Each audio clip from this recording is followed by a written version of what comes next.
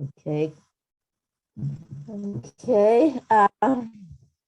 First of all, I would like to thank the Polish Center of Mediterranean Archaeology for this invitation to present some of the results of our survey and excavations at Bir Umm Fawakir. We thank all of you for attending. I only wish that I could give this presentation in Warsaw itself, but Hasintajai, inshallah. As an overview, I'm going to be covering three main topics. One is a summary of our survey and excavation seasons, and then what our researchers can tell us about the exploitation of this part of the Eastern Desert. And finally, what we can say about the miners themselves in this ancient town. To begin, Bir Umm Fawakir lies in the central eastern desert of Egypt, about 5 kilometers east of the famous Wadi Hammamat, almost exactly halfway between the Nile at Coptos and the Red Sea at Plaza or ancient Myos Hormuz. In the period when Bir Umm Fawakir was most active, Berenike, far to the south, was, of course, the most important port and city. You cannot see the remains of the ancient settlement at Bir Umm Fawakir from the modern road over here. It lies in this long, deep, narrow wadi here, and scattered around it, we have a series of outlying ruins of the same date. Number 1 is here. Outlier 2 is remarkably well preserved, and I'll be referring to that. You have the Roman road coming along here, bending around these mountains and continuing to the Red Sea. Just off to this side, you have the modern road bending around, joining the route of the old Roman road and continuing to the Red Sea. There's a small modern settlement here.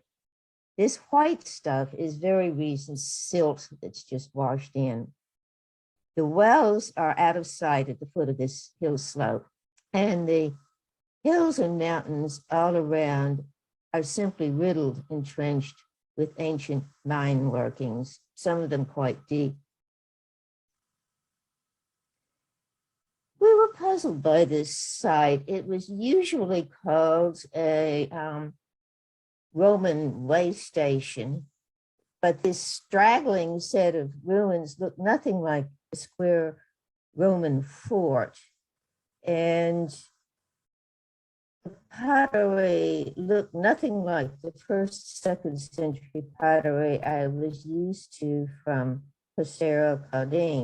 So in 1992, we put together a little project to investigate this site. Now, I have to emphasize that we were always a small team, usually 7 people, because that's what fits in a Peugeot taxi, including the driver. We always had short seasons, 2 weeks to a maximum of a month, and very limited funds. So we always went in with a list of questions to address or specific goals. The aims of the 1992 season were to map the whole thing from end to end. This was hopelessly optimistic, but we failed in such a manner that 20 years later, I was still writing about the site. We wanted to determine the date and the use of the site.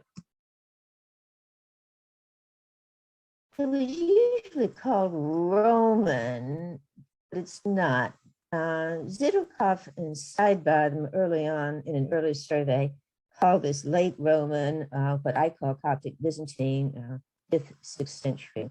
And this we very readily confirmed. This place is littered with potsherds from end to end, masses of potsherds. In fact, the name Bir Umm Fawakir translates as well of the mother of pots. We have these craters, we have good late Roman 1 amphoras, as one redware stamped with crosses and other Christian symbols. As to the use of the site, we quickly rejected the idea that it was a Roman fort or looked like this orthogonal square structure. Besides, a way station doesn't need a village that half a kilometer long to support it. We considered the possibility that it was a granite quarry, and indeed there are quarrying activities there. We have these quarried blocks close to Outlayer 2. We have some in the main settlement itself and other little outliers scattered around. We concluded, however, that these are Roman, smallish quarries, nothing like the work at Mons Claudianus, possibly just exploratory. We do have a certain amount of Roman pottery around them. These quarry marks do look like the ones at the major site of Mons Claudianus. And then some of these half-quarried blocks are actually built into later 5th, 6th century houses. And we considered the possibility that it was a gold mine. And in fact, the hills are riddled and trenched with mining works. This trench slicing up the mountain. And crushing and grinding stones like these occur by the scores and hundreds. They're the second most common artifact on the site, next after pottery itself. And this is a gold-bearing zone. What you have on the west is this big mass of very ancient Precambrian dark ultramafic rocks leading off to the Wadi Hammamat series. And into this, the new pink granite of the Fawakhir series was injected a mere 590 million years ago. So this is still Precambrian. And this contact zone here is especially rich in minerals, and the granite here is cracked and fissured, and those fissures are filled with quartz veins that carry minerals up from deep in the earth. And then in 1993, we went back with much more limited expectations, but we also set up camp in the desert. This saved us the commute from Luxor every day. We were able to rent some of the villas from the Egyptian Geological and Mining Survey. Here, this is the old British 1950s major mining works and mills in the Wadi el-Sid, which is about 3 kilometers east from Bir Umm Fawakir. These little villas were built for the engineers. One of them still has palm trees around it. We took this one as our main house, largely because it has the only working kitchen. Set up our archaeology lab and an entertainment center. We came with this little bit of self-installing software. And the next year, we even got electricity. Apart from saving us the commute, living in the desert gave us a feeling for the environment instead of just zipping in and out in the middle of the day. One year there was a rain, a very rare rain, just before we got into the field. And the desert was just bursting out with greeneries and green shrubs, including little butterflies. And we had lizards and these noisy geckos. If you can see it, there's some gazelle up here, a fair number of birds, including my favorite wheat ears. Our goal was to continue mapping and then try to make some sense of this mass of buildings here, and with half the population, half the site map, to make a population estimate. Basic unit is a 2 or 3 room house. This one is an exceptionally well preserved one in Outlier 2. The walls are about this tall when you're standing on the outside, but you step down and then you step down again into the inner room, and then it's been sanded up. So the roof might have been too high, but I don't think people are all that tall anyway. The buildings in the main settlement are remarkably well preserved. This is why we could map it building for building, wall for wall, doorway for doorway, from beginning to end without excavation. This is an unusual opportunity. All of the buildings are simple dry stone masonry, no mortar, no plastering. It's skillfully laid, and they have small built-in comforts like wall niches and benches. We don't know how they were roofed, but we think it was probably just palm logs, branches, twigs, maybe mats held down with stones. There's no particular need for shelter from rain, and we have no sign whatsoever of a mud plaster roof. These little 1 and 2 room units were often stuck together in larger agglomerated units. Add on a room, capture the space between 2 house units, share a party wall, until you get something as big as building 50 here. This is the largest with 20 rooms, and it had 6 house units all stuck together. You can separate the house units by the way the doorways face. The orange ones are your basic 2, 3 room houses here. Blue represents the larger agglomerated units stuck together. And while we don't have very many courtyards, many of these house units look onto a central area that I call the Plaza because I didn't have any better word for it. And you can tell this because the doors open this way and not onto the main street. So it seems that these units were cooperating to an extent. Things like the trash heaps just outside.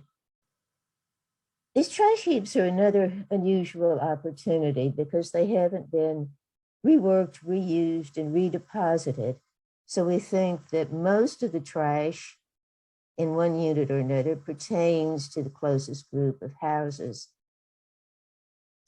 Scattered around the little houses, you have a bunch of 1 room outbuildings shown in green here. We don't know whether these were used for workrooms or stable animal shelter or storage. A couple of them look an awful lot like latrines, but we don't think they were kitchens because our excavations showed open air kitchens on either side of the house.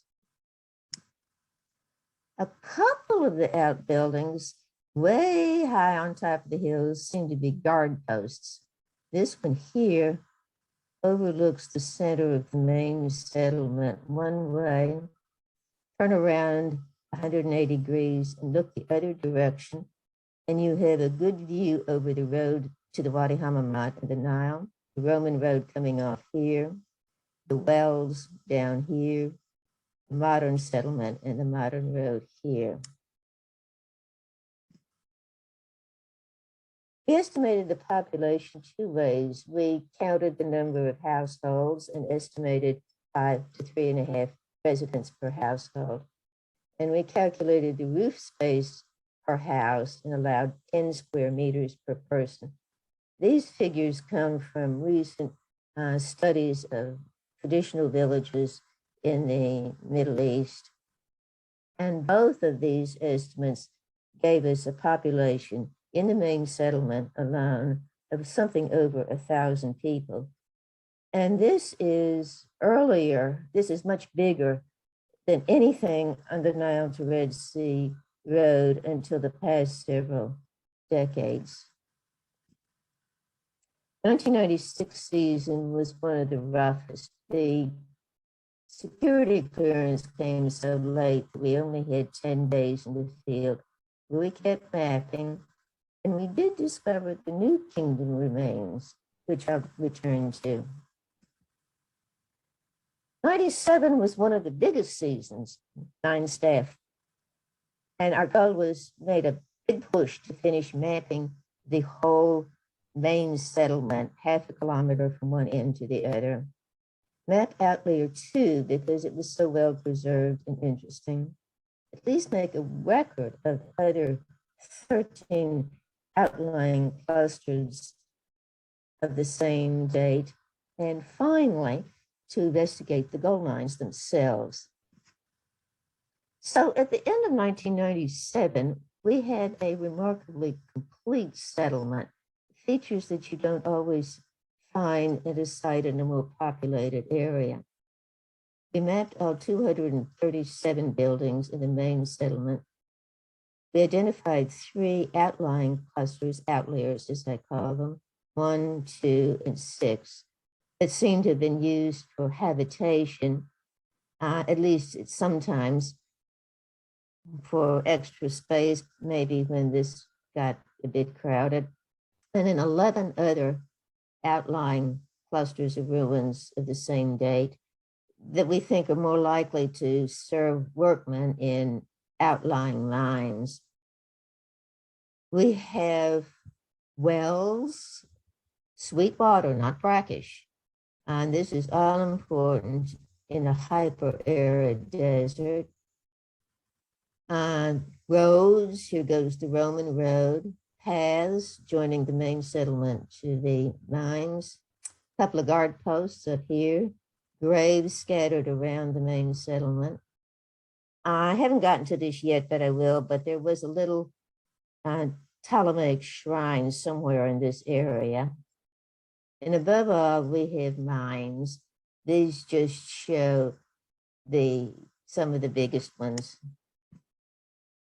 What we do not have is also interesting.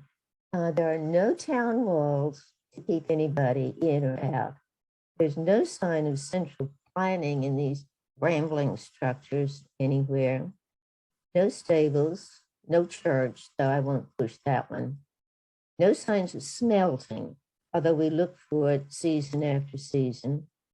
And above all, we have no administrative buildings or storehouses. We think this was a government operation. We know it was a big operation.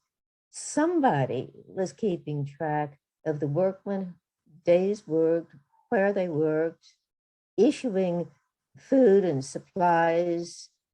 And above all, they were keeping track of the product of these mines. We think the administrative area, or whatever you would call it, might have been over in this area, which has been heavily worked over this part by mining in the early 20th century. And this area here is the most washed out by the flash floods. These are rare, but very violent. They're strong enough to take out the railway track.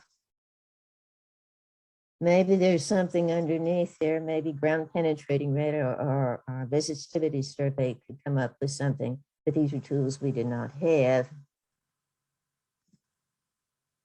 1999 was our only chance to excavate, and we excavated 2 buildings, 93 here, 177 up here, a tiny little outbuilding next to it. And then we constructed a barricade at the entrance to the site to keep trucks and cars from driving up and down Main Street of the ancient settlement.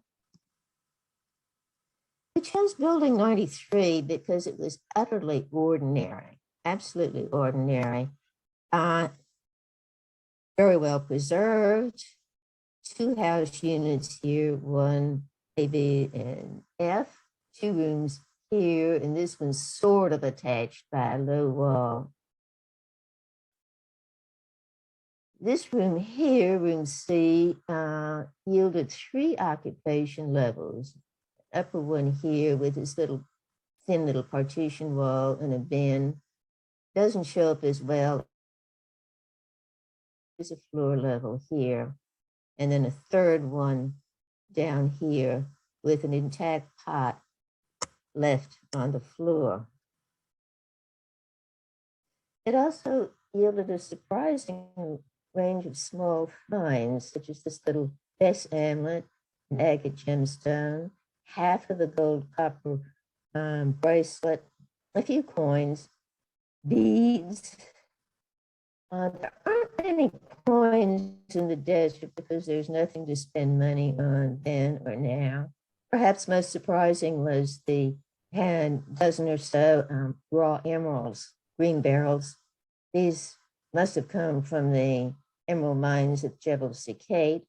We don't know what the connection was between Jebel Sikait and Bir Umm Fawakir, whether the miners worked in both places, whether they knew somebody who worked in the other, whether the nomads carried this across, we don't know. But if anybody was trying to monopolize the product of the emerald mine, they weren't totally succeeding. Room B here had 2 levels of occupation, the most including this iron ladle abandoned on the lower floor. They excavated 2 of the dumps on either side of building 92.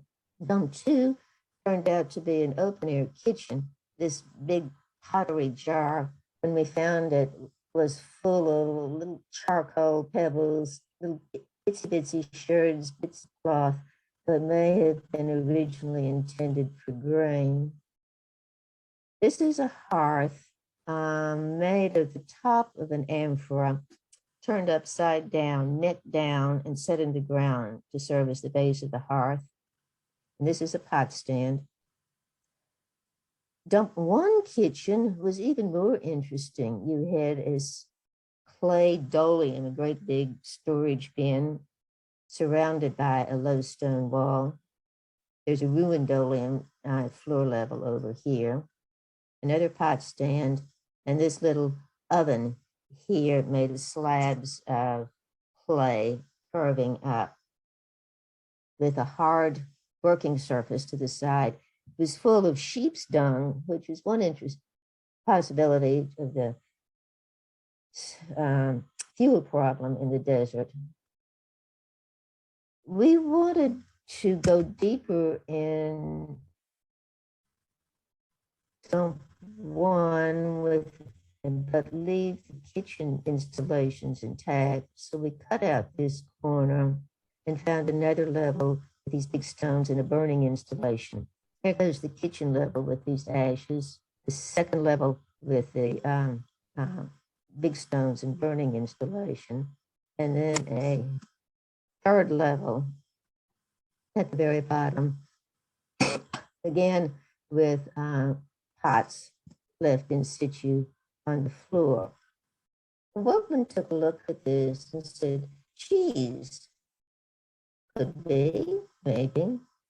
You can consider this big pot with wide mouth, sherds covering, as the milk pot, and you can maybe look at this tall pot here with 5 holes punched in the bottom as a vessel for draining the whey.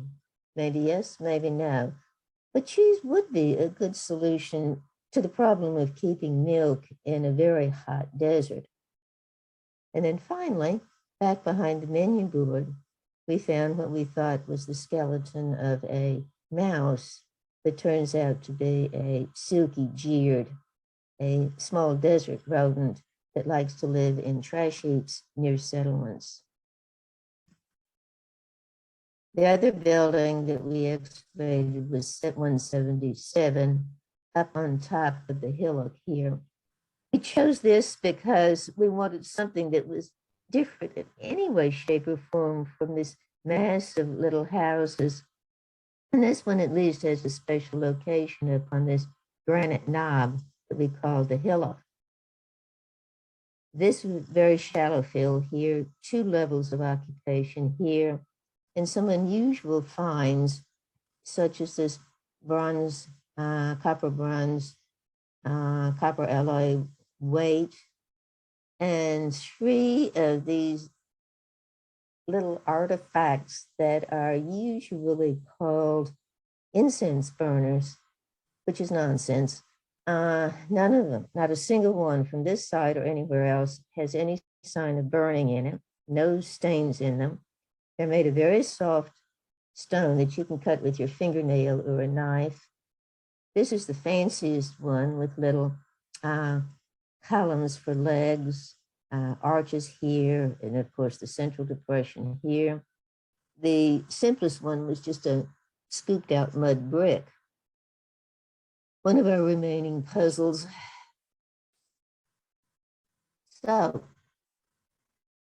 with these survey and excavation seasons in our researches, what can we say about the use of this part of the desert in antiquity? First of all, gold mining goes way back before the 5th, 6th century AD. For one thing, we have the famous Turin gold mining papyrus that shows the route from the Nile to the mountains of silver and gold. And this is reasonably interpreted as showing the Wadi Hammamat series, the dark rocks here. The road comes along here, branches into 3, leading off to the Red Sea. And then you have your wells, a little shrine to Amenhotep III, and housing structures over here. And above all, you have these streaky mountains of silver and gold. This is dated to the 20th dynasty, the reign of Ramses IV. And much to our surprise, we actually did find New Kingdom remains, and not at Bir Umm Fawakir, but about 3 kilometers further along in the Wadi el-Sid. This surprised me very, very much, given how much this area has been torn up by modern mining activity. But across the road from the modern mill, up on top of the hill, there's a couple of these rough stone huts. They not 100% certain, but downhill from here, there's a goodly pottery dump that includes things like this New Kingdom blue painted pottery. Looking from this house or guard post back across the road, you can see the modern 1950s mill. These are tailings. This has just been clawed up by the modern mines. Much to our surprise, however, go up to this top ridge and just over it, there are a couple of ancient mines. They don't look like much. They've been silted in for 3,000 odd years, but they are marked as ancient by a few hut remnants, a little bit of pottery, and a kind of big slab. They're almost a meter across, not half a meter, 75 big slabs of shallow grinding stones that are considered pharaonic. We don't have any evidence for much activity between the 20th dynasty pharaonic period and the Ptolemaic period, and we don't have a lot from the Ptolemaic period. There's a little bit at Niles Hormuz, and at Bir Umm Fawakir, the most important remains are what's left of a little chapel to men. Arthur Weigel described this early in the 20th century as a single room chapel, rough stone, no carving, except the 2 columns in front of it that are inscribed with the names of Ptolemy III Euergetes, who reigned 246 to 221 BC. This was knocked down by modern mining activities, but the Antiquities Authority did save the columns and put them aside. On the other hand, in the Roman period, 1st, 2nd centuries AD, this route through the Wadi Hammamat was busy, primarily to serve the big port at Niles Hormuz for the ships sailing to Aden, East Africa, India, and beyond. At this point, a series of Presidia or forts were built along the route. And of course, we do have Roman remains both in the Wadi al-Sid and at Bir Umm Fawakhir. We have the Roman road going off here. There's one of the Roman invisible towers up here. Just around the corner behind the modern settlement, there's a cave. Has some very interesting graffiti in it, paleographically datable to 1st, 3rd century. Good luck, Sales, good luck, Dorco. Longinus gives thanks to all the gods who are in this place. The South Arabic inscription that's unfortunately too damaged to be read. And most interesting, a little ship. The guards at the mining camp in the Wadi al-Sid showed us these pieces that they had found somewhere or another. There's a good Roman amphora and good Roman oil juglet and a few lamps.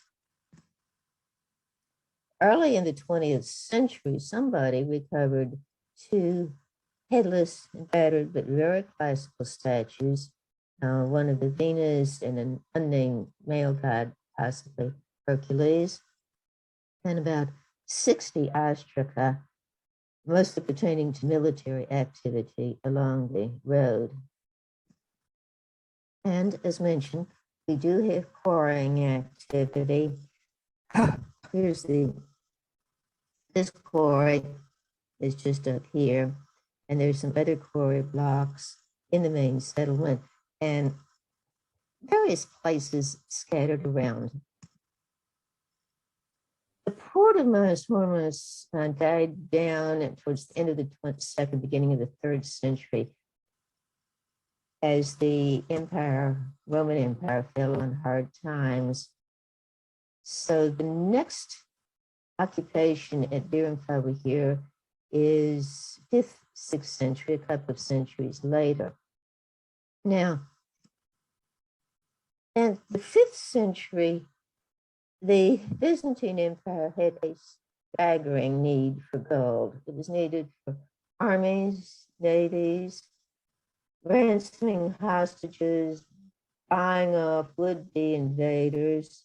Some of the emperors Justinian had enormous building campaigns, Hagia Sophia, St. Catherine's, Ravenna, many other churches and monasteries. They needed gold for coinage and for the glittering court at Constantinople itself. At the same time, however, they were losing big chunks of territory, including some of their traditional gold sources. The most important for our purposes is the loss of the territory south of the First Cataract at Aswan, and the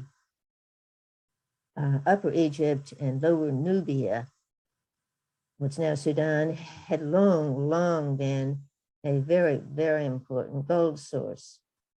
So given the staggering need for gold and loss of their usual former gold sources, it may have become worthwhile opening a mine in the Eastern Desert. And we think they worked this zone here in Bir Umm Fawakhir instead of the old mines in the Wadi al-Sid, because after millennia of being worked over, these were probably pretty much worked out by ancient methods available at that point in antiquity. The ores around Bir Umm Fawakhir are much less productive than the ones in the Wadi al-Sid, but nobody had ever attacked them before.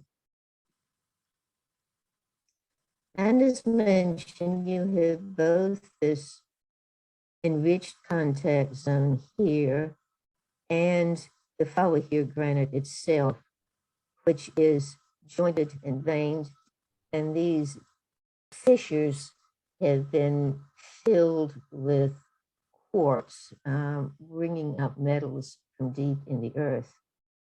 These veins aren't very thick. They're, maybe 300 foot wide to finger wide, and they're stained reddish, primarily by iron. We do know that there are a lot of metal-bearing or minerals here: arsenopyrite,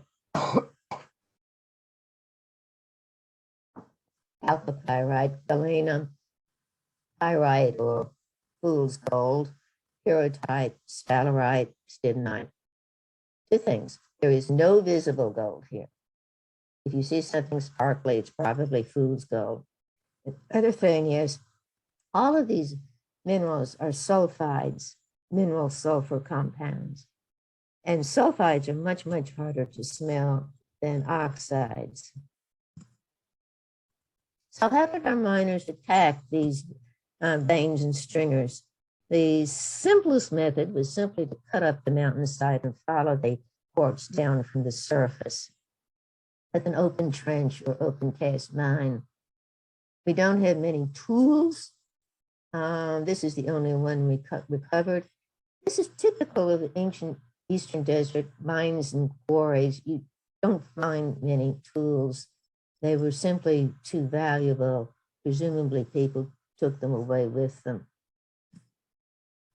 In a few places, the mines dig down much deeper into the earth, probably not beyond twilight zone, but they're still going fairly deep. And they are marked as ancient by these little huts around them, more pottery, this kind of stonework, this revetment for this deep mine.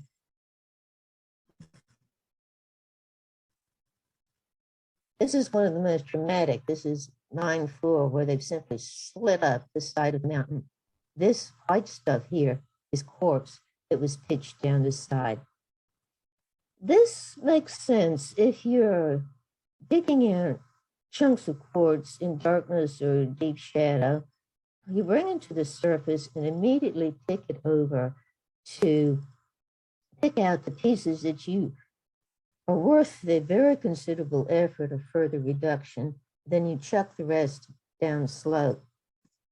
And in fact, by side of this mine, we did find this big stone for chunking up quartz, discarded quartz here, and a place for the workmen to squat.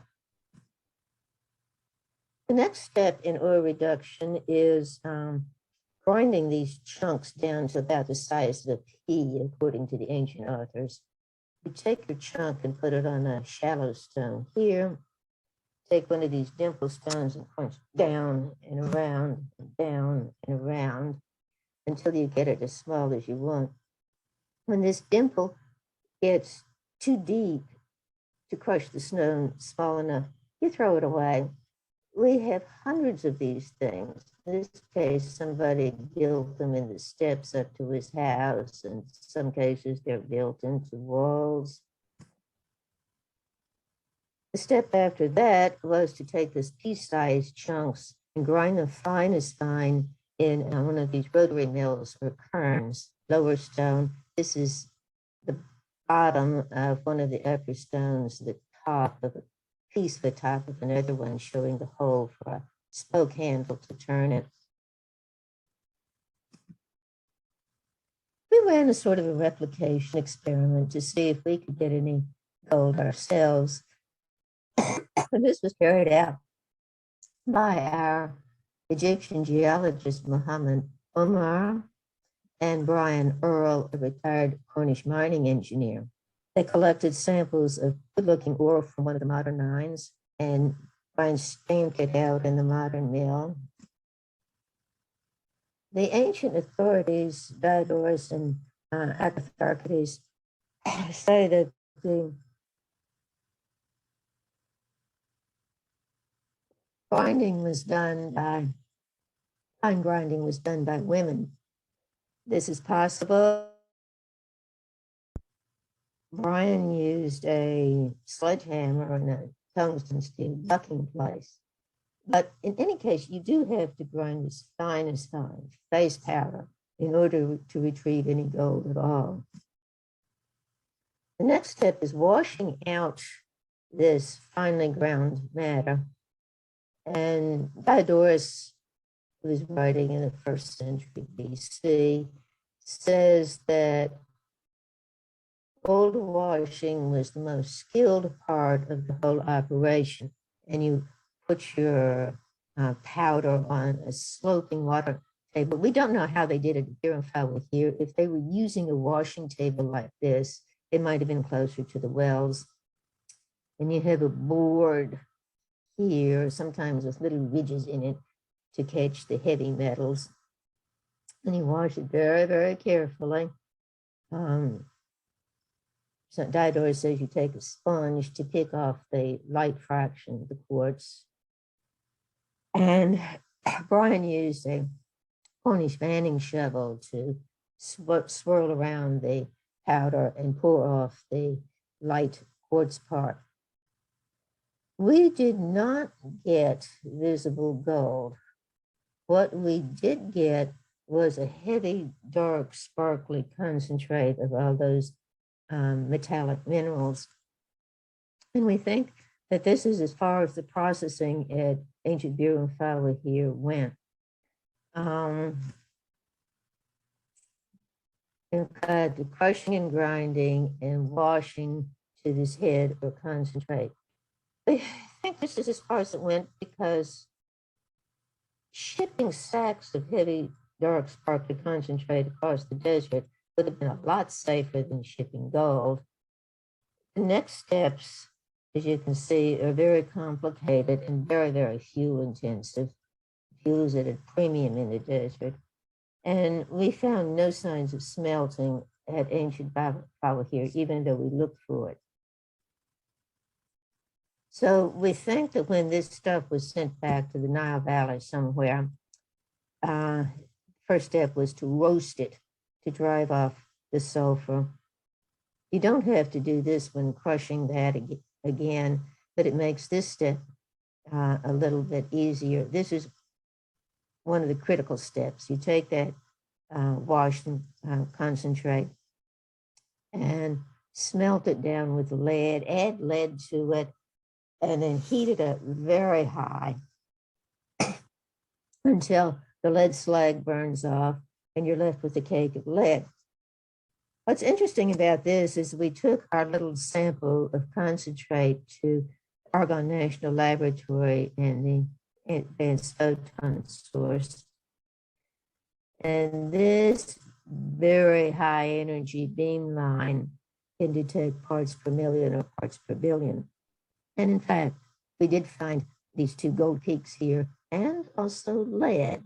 So if there's lead in this ore already, it would have made the smelting with lead step much easier.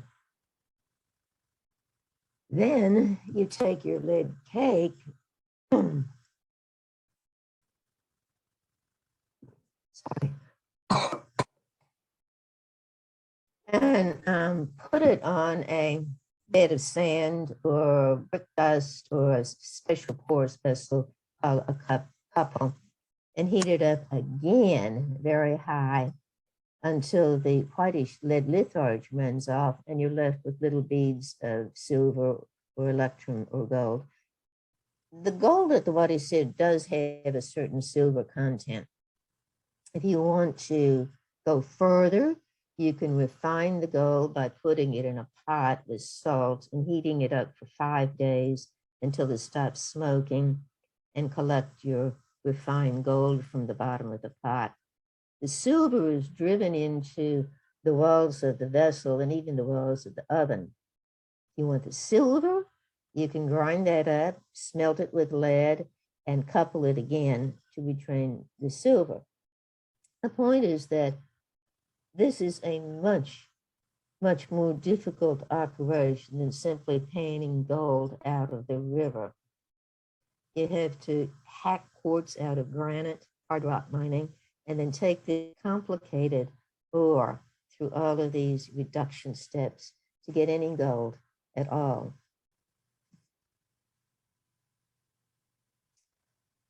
So that's pretty much the technical process of getting gold out of here. As for the miners themselves, what can we say about the miners and their life in the desert? First of all, when they marched into the desert, they were marching into the desert, but not into the unknown. This route had been traversed for millennia, and at least two of these Pisidia were still had water in them, some occupation in the 5th, 6th century. This is what one of them looked like in 1980 when I first saw it. So in the 5th century, they must have been nearly intact. Some of them had water, so that wasn't a big problem. When they got to Bir Umm Fawakir, of course, they had the good wells. We think they promptly set about building shelter, basic houses added on to over time. And we think that these workmen came from the Nile Valley. There's just no other place. You can get 1,000 or more disciplined, trained, disciplined, hardworking miners.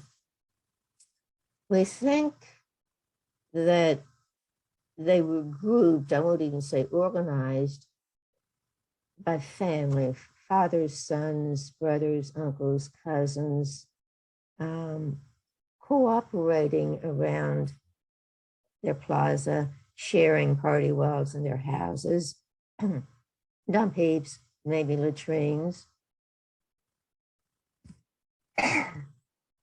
We think they were salaried workers. Diodorus and Agatharchides always called them prisoners of war, captives, criminals, people who've angered the king and all their family, who were banished to the desert to work out their lives in utmost misery. Notice that even Diodorus does not call them slaves. As a Greek, he would have identified slaves if he had encountered them. We think they were salaried workers based on things like these dolia and the silo in Outlier 2, which look like grain paid out to workers and not food handed out day by day. We have a surprising array of small personal finds from our extremely limited excavations. From an earlier period, this is 2nd century AD, we have a whole series of ostraca from Mons Claudianus that say that the most common salary for a quarryman is 47 drachmae per month, plus 1 artaba of wheat, which is about a month's food supply, and wine ration. This is about twice what a workman in the Nile Valley would receive.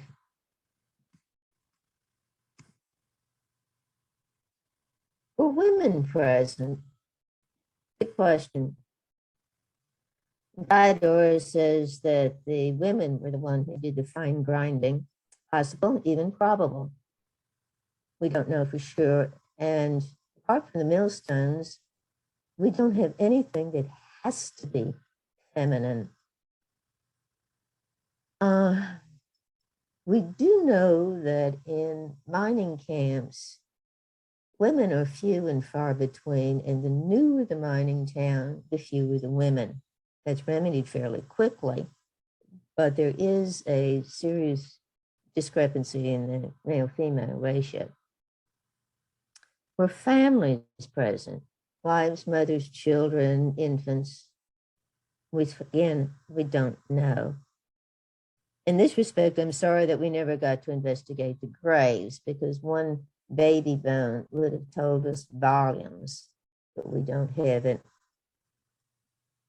How about prostitutes? We don't know, but we do know that in the 22nd century, we have a whole series of ostraca from the forts along the Wadi Hammamat road. Between the prostitutes, they seem to have traveled in pairs for company. They wrote little letters back to each other. And we also have the Coptos tariff of AD 90 that charged 108 drachmae to carry a woman into the desert.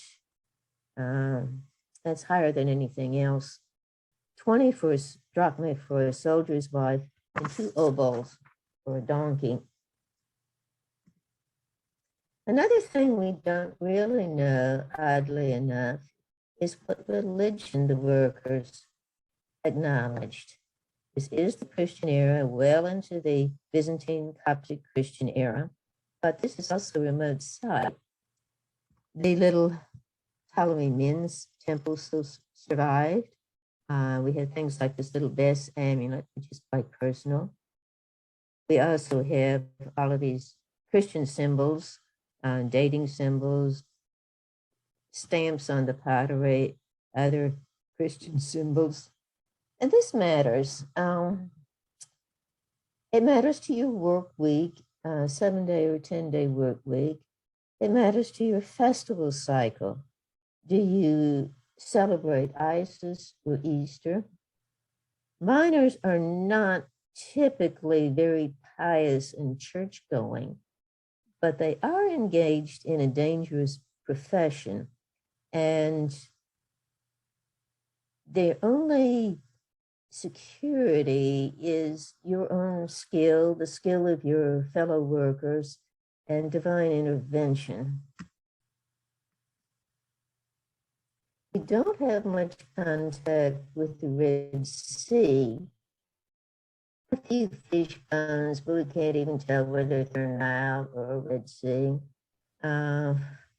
Just a few little tiny little seashells, maybe used for ornament, or maybe even for folk medicine. One of the workmen took a look at the little turtella that I picked up, and he said, "Oh, medicine. You grind it up, add milk to it, and put it on your eyes for medicine." Maybe yes, maybe no. But it does remind us that the only medicine out in the desert would have been folk medicine. As for these cut cowrie shells here, you threw a handful of these to ask the oracle for an answer to this question or another. Plant remains are utterly ordinary. Wheat, barley, bottle gourd, date, gum palm, grape, olive, pulses, acacia seeds. The only surprise, if it is how few wheat grains there were. This turns out to be typical of the Eastern Desert. First of all, you're not growing wheat out there. You're not saving seed wheat from season to season. And the other thing is that it's possible that at times flour or even bread was sent in. This seems to have been the case in the earlier 2nd century, possibly because the problem with providing enough fuel to bake bread for everybody. On the other hand, the workmen were very well provided with meat, as expected, mostly sheep and goat, but also a surprising amount of cattle. Cattle can't survive in the desert. There's no fodder for them. I suspect that they were marched in and very quickly slaughtered. This doesn't look like a very big wedge, but there's a lot more meat on one cow than there is on one goat. And wine. They had lots and lots and lots of wine, amphora after amphora of wine. a little contemporary statuette of a cameleer carrying 6 amphorae. And we have craters for mixing wine and water. These are some of the fanciest vessels on site. And we have the iron ladle, and we have these little drinking cups. If you want, you can put it together, and for a water jar, crater, ladle, drinking cups. Also know that some of the miners stayed long enough to die. The ridges around this site have a large number of graves, and I'm very sorry we never got to investigate them anymore. There's a bunch of cairns here, up here. Most of the graves are just cracks in the granite or little cysts covered over with flat stones. They're so small, the body must have been crouched. If they were Christian, there was no need for grave goods, and that's an if. But scattered around these graves, we have a very large number of big sherds from dishes and especially amphorae. So it seems that there was some sort of graveside funeral feast. How long was Bir Umm Fawakhir inhabited? Probably about 150 years. And we think, based on those 3 levels of occupation that we got from our limited excavations, in at least 3 episodes, when the government collected men and supplies to get mined from the desert, and then left until there was another mining episode. And then, of course, all mines play out. By the end of the 6th century, after 150 years of intermittent effort, they'd gotten the easy stuff. It was getting harder and less rewarding. By the end of the 6th century, the Byzantine government was falling on hard time. They were being attacked from all the directions, Sasanians and everybody else. So what resources they had were probably needed for defending the empire. Also in 540 or so, the first wave of plague hit. Whether it got to the desert, we don't know, but it further reduced the resources of the empire. So when the miners marched out for the last time, nothing happened for 1,000-odd years.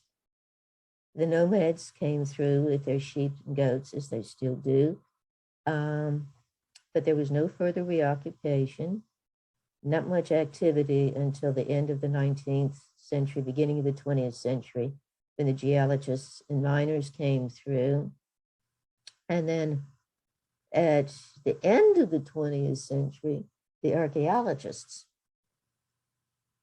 who we were initially puzzled by this big site, wowed by its remarkable preservation, and increasingly intrigued by what it could tell us about life in this lesser studied period of Egyptian history in what was then a rather poorly known part of Egypt, archaeologically rather poorly known.